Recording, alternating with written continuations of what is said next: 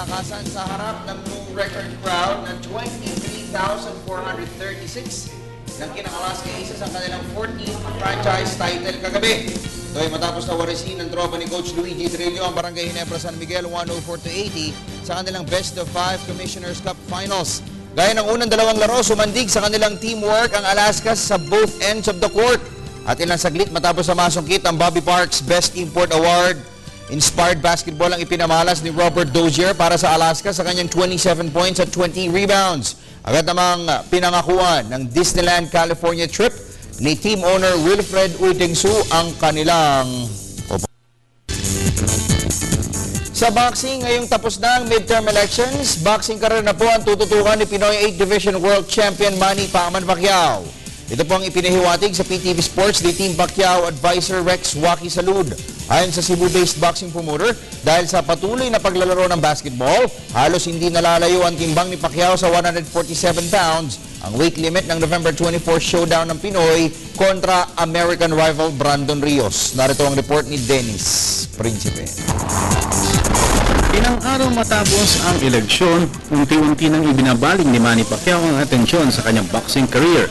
Ayon kay Team Pacquiao Advisor Rex Waki Salud, posibleng sa susunod na 2 linggo ay magsisimula ng live training ang Sarangani congressman para sa comeback fight kontra American Brandon Rios sa November 24. Live training na yata siya. Yung basketball, tuloy-tuloy pa rin.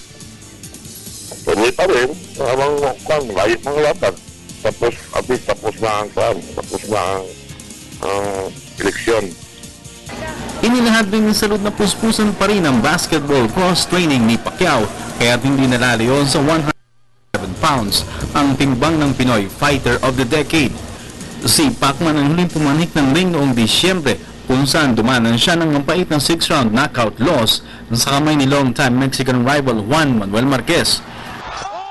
Pero may katagalan mang na lay-off, tiwalang si Salud na hindi mawawala ang dating bangis sa ibabaw ng ring ni Pacquiao dahil nagkaroon din umano ng improved talent sa time management ang 34-year-old Pinoy Southpaw.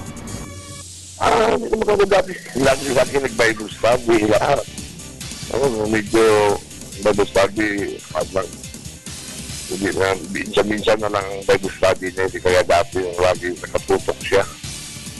Bagamat galing sa dalawang magkasunod na kabiguan, marami pa rin ang naniniwala na makababawi at makakabalik si Pacquiao sa kanyang dating pwesto sa boxing echelon.